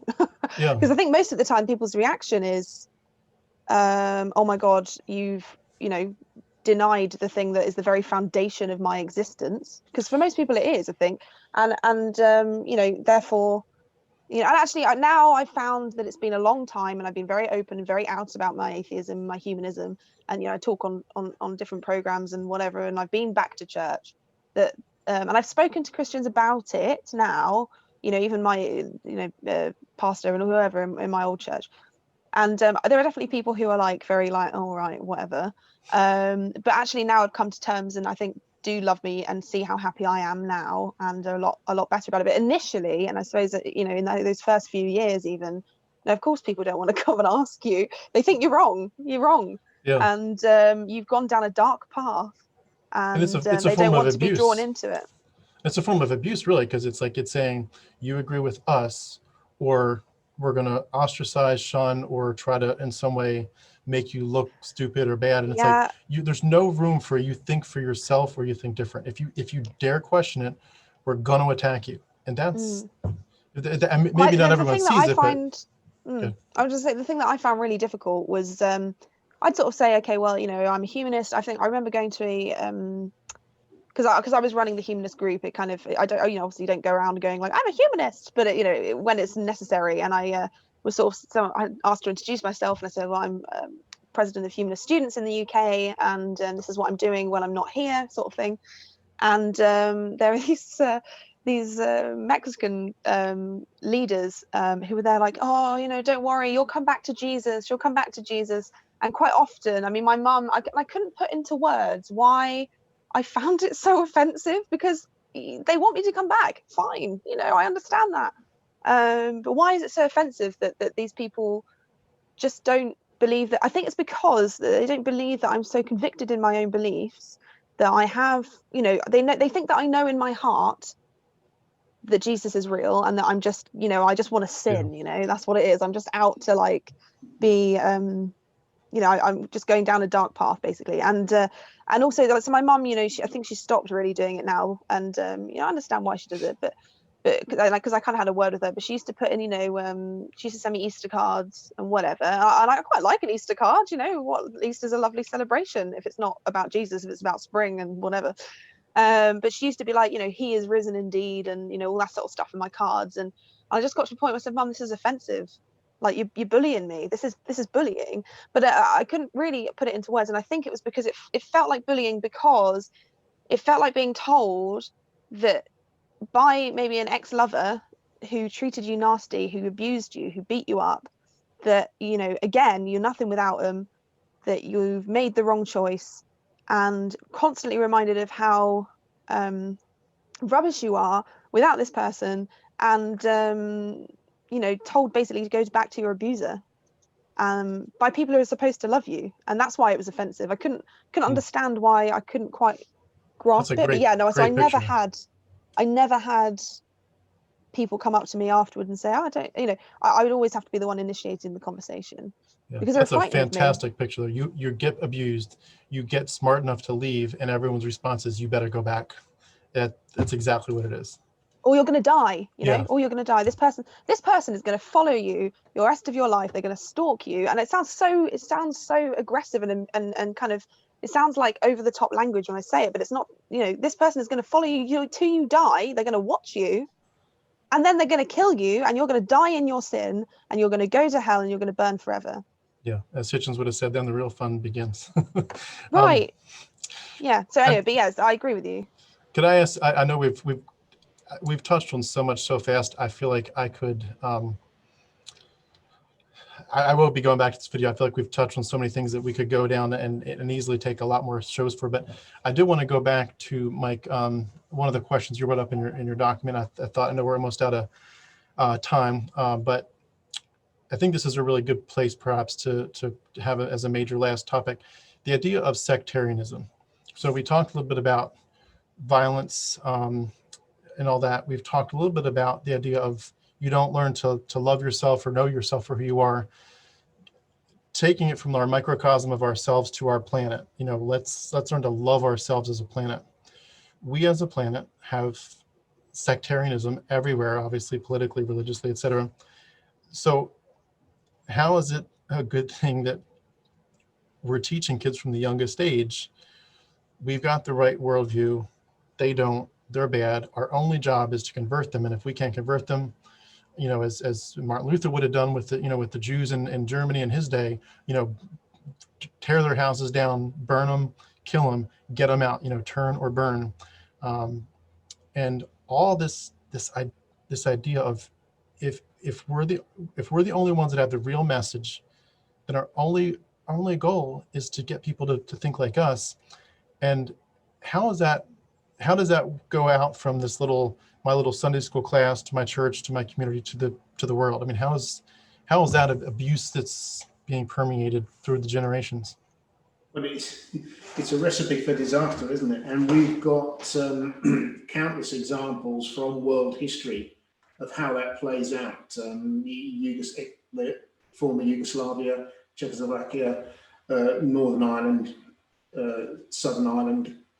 So the fact that today our past Labour governments, Tony Blair put it in place, is that the concept that faith schools would be a brilliant idea, a great idea. They're achieving fantastic results. Yeah, but also what you're doing is you're saying, let's have a school for, and this is an incredible tag, Catholic children. How can you have a Catholic child? What you should say is the children of Catholic parents. And you should have a C of E Protestant school. You should have a Jewish school. So what you're going to do is you're going to take these children from the age of 5 to 14 and stick them in a silo community and bring them up in an educational background that pummels them with their version of the correct theology, and expect those people when they leave school to readily mix and be a happily coherent community. It just can't happen. If we want to achieve a goal of community cohesion in the future in any country in the world, education has to be secular, fully secular, and all-inclusive, not sectarian. So we just have to we have to have that debate at the political level to realise what an enormous mistake it is to say, let's have religious schools. You could even come to the conclusion, so why would you even have more than one school in a particular catchment area? Just have one school, big enough, and all the children from that area, no matter what their race, their creed, their financial background, their social standing of their parents, if they all go to that same school, they're mixed up in the classes, and they learn together, they live together, and they learn to help each other. They will leave school with a much better grounding of life and what it means to evolve socially as social animals in creating coherent societies than any sectarian system could ever give. But we're just hooked on this religious merry-go-round, and we just can't get off of it. And as I said just before we started, one of the biggest problems is we now know from the social studies in the UK that more than 50%, considerably more than 50%, profess no real religion. And the latest studies that come out from the Church of England is less than 2% of the country actually attend religious services in the Church of England church. But the makeup of the House of Commons and the House of Lords is completely the reverse. It's predominantly religious. So you can't actually address these issues because the makeup of the houses isn't representative to the makeup of the country. And until we get more and more humanist people, atheists, even agnostic people into the political arena and start fighting that cause, it will go on for generations, but it's got to stop soon, because we will never see community cohesion until we get rid of sectarianism. And to have religiously sectarian schools is as ridiculous as Richard Dawkins says, having politically based schools, to say, well, you know, they are conservative children, they're Tory kids, we'll have a conservative school for them, we'll have a Labour school for them, a Social Democrat school here. It's just as ridiculous as that. And you would see the political analogy as ridiculous, but the country seems to see the religious analogy as, no, that's fine, it's what we've always done. So yeah, One other point that I put on that document is that very recently, I think it was 2014, was the 200th anniversary of the Church of England introducing religion for all in the country. And they played it out. Rowan Williams was the Archbishop at the time. Big announcements on the news, big services of what a fantastic philanthropic act this was from the Church of England. And the truth couldn't be further from that statement. The actual point was, back in the beginning of the 1800s, that the churches were almost empty. The Enlightenment had really taken hold and people had abandoned the churches wholesale. And it was a policy to basically introduce mass indoctrination of children to get religion back into the brains of the population and fill the pews. And they were successful. And the grandchildren of the people, the first children that went through that process, are actually our own grandparents today. So it's very, very recent. And hopefully now we're turning that corner with the internet and with information dissemination being a lot easier and not being classed a criminal for such statements anymore. Yeah. Only as recent as 2008 in the UK. We're making some headway, I think, and we are turning the corner. But we need to get more people of such a mindset into the political arena as well to make the final changes. Yeah, agreed. Could I ask, to wrap it up, it was one question for both of you. If you were speaking to someone, let's say someone's listening to us and they're, I don't know, a teenager, a young adult, young 20s, they're thinking through these things maybe for the first time, maybe even older, but they're realizing for the first time, what I went through, I didn't think it was abusive at the time. It wasn't psychological abuse when I went through it. I mean, hey, God loves me. God was willing to die for me. What's so abusive about that? How lovely of a story it was. And now they're thinking through it again. They're for the first time stepping back and saying, I was tricked. This was mythology. I'm realizing now it was profoundly, thoroughly mythology. And no one told me all the information to make a wise choice. And then they start getting into, like Hannah, what you talked about with, with the purity culture. They're realizing, wow, I feel a lot of shame I'm dealing with.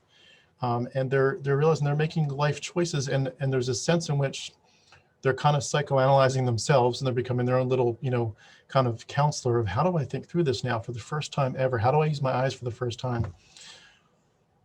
For someone that's kind of, maybe this is a new topic. They're like, I've never, ever thought of Christianity as abusive, certainly not to children. Yeah, the Crusades, blah, blah, blah, but not to children. Children just saying, Jesus loves me, this I know. What a glorious thing to do. And now they're saying, you know what?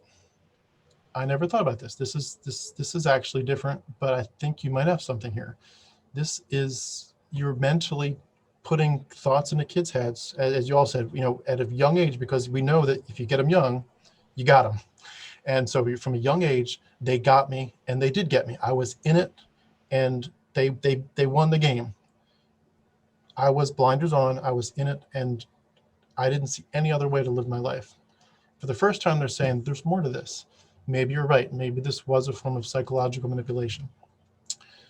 For someone that's just having those thoughts, what would you advise them to, and this will be the final question for each of you, what would be the way to say, if you're thinking that, whether you've deconverted yet or not, where do you start? Like, what are the main important topics to say, let's look at this for the sake of saying where you just mentally need to get to be healthy today, but then also maybe a correlate, how do you start to heal from what you've been through?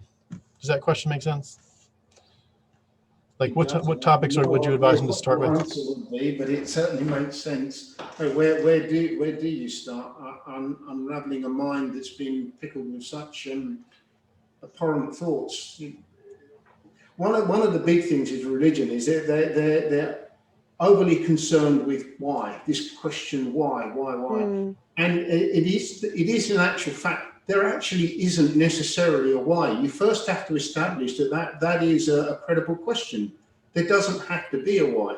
Clearly, there is a how, and science is looking into finding out what the how was. They've found an awful lot, and every time they find something new, religion has to move the goalpost back behind what they've just found and say, well, God did that bit then.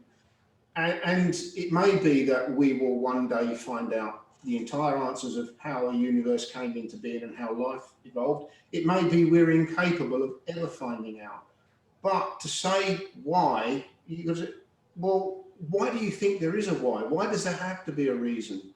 There isn't necessarily one, and that is, it's an anathema, isn't it, to theology. They hate the concept that there isn't a why. And then they tell children, oh, there is a why. Oh, and by the way, we know why. This is why. And that's where they're lying to children, because they don't know why. Good answer. I agree with you. I personally, and it took me a long time, and sorry, my dogs are fighting over a toy, so if you hear some growling in the background, that's what that is.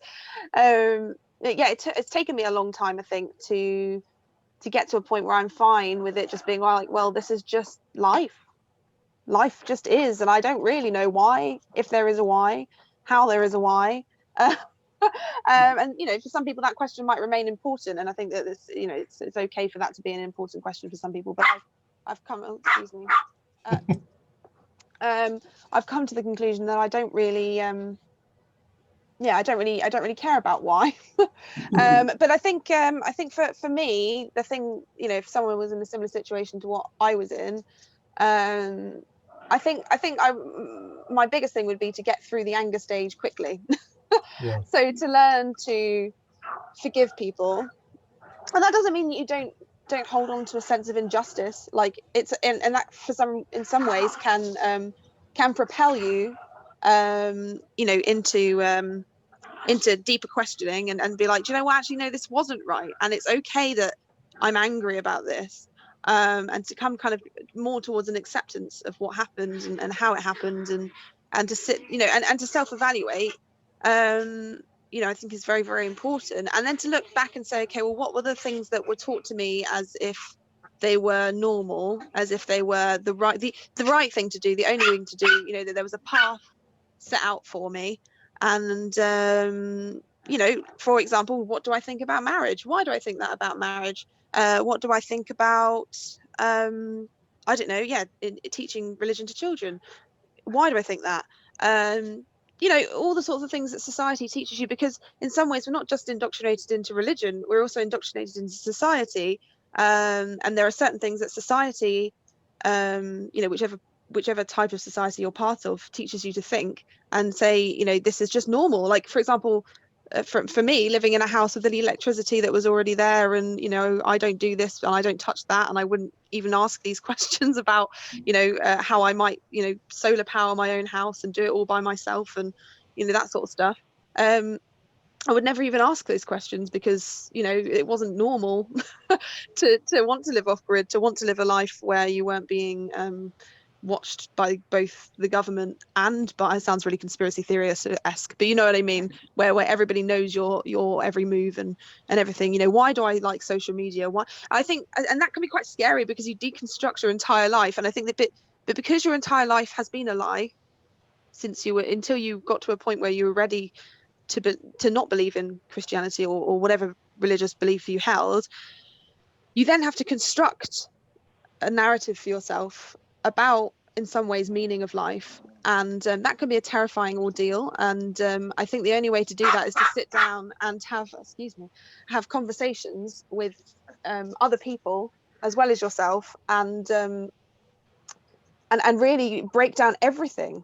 Unfortunately, and that might take ages. It's taken me 10 years to get to a point where I'm actually very content, and I don't really need to ask too many. I mean, I ask questions, of course. We're having these conversations, but yeah, no, I mean, I get to a point where I don't have to I don't know, question who I am. I know who I am now, and I think that's what it is. It's now to work out who you are as a person, and who you are without religion, and who you might be without your religious community. And it's okay to be lost, and it's okay not to know the meaning of life. Do you need to know the meaning of life? You know, just be happy is what I'd say, because I think you've been denied happiness. You've been forced to question everything, and in the sense of like everything that society told you. You know, religion is kind of often very much like, well, society is bad and evil and blah blah blah, and there may be some things in society you don't agree with, Yeah, that's what I would say. I'd say that just question everything, deconstruct everything, do it with a therapist if you need to. In fact, it's very important. I think I had to do that, and realize that it is abuse. I think that if the more we normalize the conversation around the fact that this is actual abuse, regardless of whether it was done with loving intention.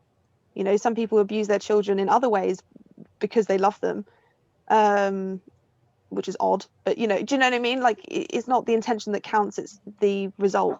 And it's okay to come to terms with that. But yeah, dog's barking at me, so I'm gonna mute myself. I love the word you used, the word normalize. That's just the idea of getting a platform and saying, sharing your story, sharing what you can. Not everyone feels ready to do it. I've invited people to do an interview and they've just said, I could talk to you privately all day. I'm not ready to share it. I'm not ready to be, for my parents or friends or something to know, but just to begin to think about some way to get in the conversation, even passively, because the more this is normalized, the better. And I think that's been my heart in a lot of this, is to try to get the word out that there are people who are willing to say, whatever it is, teaching kids blood magic, teaching kids scapegoating, teaching kids mythology as reality. It's wrong, it's wrong, it's wrong. And I know that there's people who are just going to say, you're an idiot, I'm walking away, I don't want to hear your voice anymore. Sure, that's granted. People are going to walk away from us for that. But there's going to be some people on the fence who are going to say, you know what? I've had some questions too. In fact, even since in the past few weeks, I've had people reach out to me, friends from church who were very involved in ministry, who I would have never thought would have ever questioned it. And then said, you know what? Just want to let you know, I've been having some similar thoughts as you. And people start to come out of the woodwork. And it's amazing too. I was reminded, I'll end with this, that what you're doing is you're planting seeds. And I would have never thought that I would have escaped. Though one of the seeds that was awesome for me was, there was this older gentleman that I was a friend with from one of my previous jobs. And he and his wife would do a lot of greyhound rescue where, they'd take care of the dogs as they get out of racing, and they'd help them rehome them. They loved the greyhounds. And as I became friends with them, they said, why don't you come to some of our events, when we'd meet here or there, and they have, hundreds of greyhound dogs. And I loved it. It was a great experience, but I'd have some time to chat with this gentleman. And I asked him one time, where are you with God? Because of course, as a Christian, you want to evangelize. Where are you with God? And he said, well, I go to church. And as I uncovered it was a liberal church from my experience, which at that point to me was horrible. And I was like, well, just not your church, but so where are you with God, with the gospel? And his answer was really simple. He said, well, let me put it to you this way.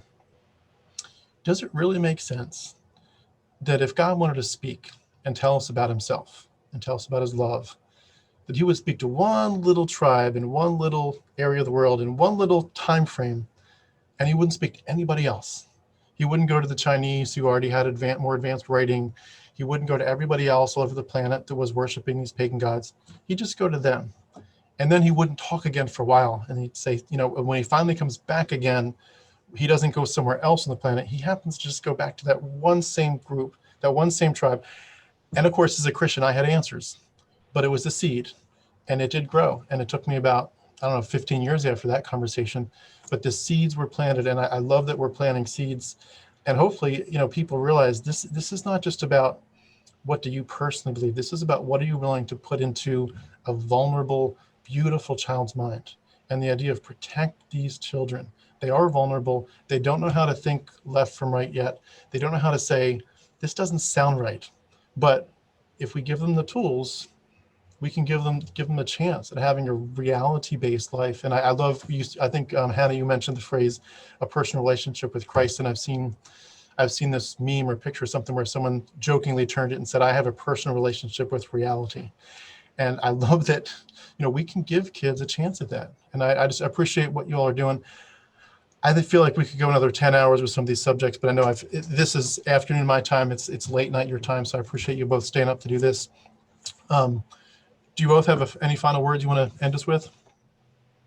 I would like to see a thought experiment in the United Kingdom to help us challenge the apathy amongst the adults in the UK, particularly the non-religious, with regards to the legal requirement to have religious worship every morning in schools and religious education, and say, how about we pass another law to go alongside that? every firm that employs people in this country must gather everybody at work 9 o'clock every morning, and before you start work, we must have a prayer and a hymn and a thanksgiving to God, then you can start work. And if you would find that objectionable and abhorrent, why would you think it would be okay to do that to children in schools? That's Because fantastic. they need morals. Apparently, I think that would be the answer. A lot of people go, well, it teaches. I've had a lot of people go, oh, I'm not really a Christian, but I'm going to send my kids to Christian school because I need them to have morals. I need them to be good people. I what? Yeah. Why?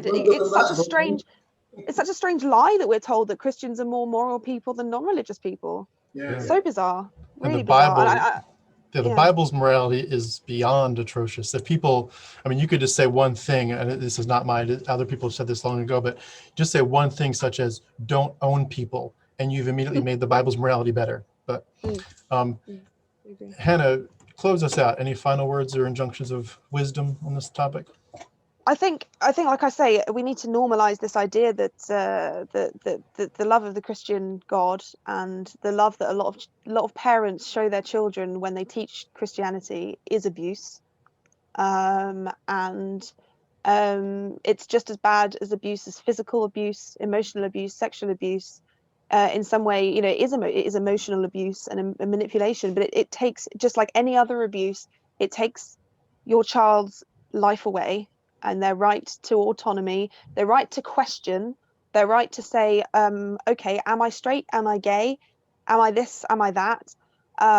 Does this matter to me? Is this real? Blah, blah, blah. It takes their identity away and replaces it with one that you have designed for them. And to live vicariously through your children is wrong. I say that to middle-class parents who want to push their children into certain institutions and certain ways of being. If you're trying to, or even people who are forcing their children to be doctors who don't want to be, in that a similar way, that is abuse.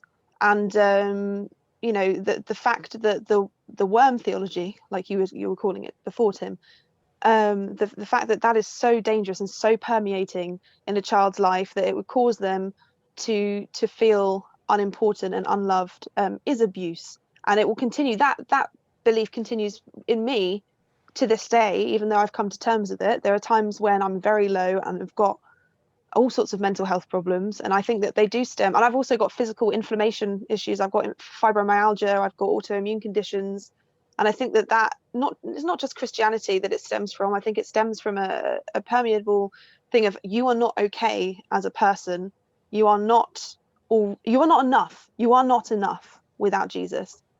And that kind of belief that I'm not doing enough, I'm not being enough of a good person. Whereas now I just think, well, I am who I am, and that's what I'm going to be. And if I could have that moment of peace, I feel so calm. I have so much peace in my life now that I don't believe in God, that I don't believe that someone's always watching me, that I've come to terms with the loss of my community, and I've found a new community that love me more, and love me in a healthy way, than I did as a child. And I think that we need to remind people that that's why it's important, and that's why we cannot sit back and be apathetic about it.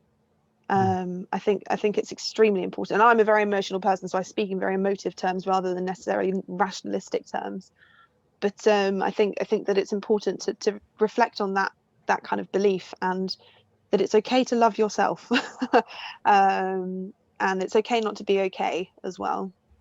So yeah, I think that's what I would leave you with, is that we need to normalize the idea that this is abusive, and we need to have a proper conversation and not be afraid to offend people by declaring it as such. So yeah, great final thoughts. And I'd agree completely on the peace. I had more peace in the first week of deconverting than I did in 43 years as a Christian. Absolutely, probably more peace in the first day. So ditto on that one.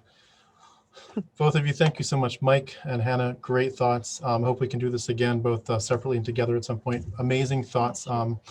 I know we didn't get to everything. For sake of time and the fact that it's getting late there, I don't want to take this further for you guys and keep you up too late. But thank you all so much. That's been awesome. I really appreciate it. You're welcome. Thank you. See you soon. Bye. Bye-bye. Thank you.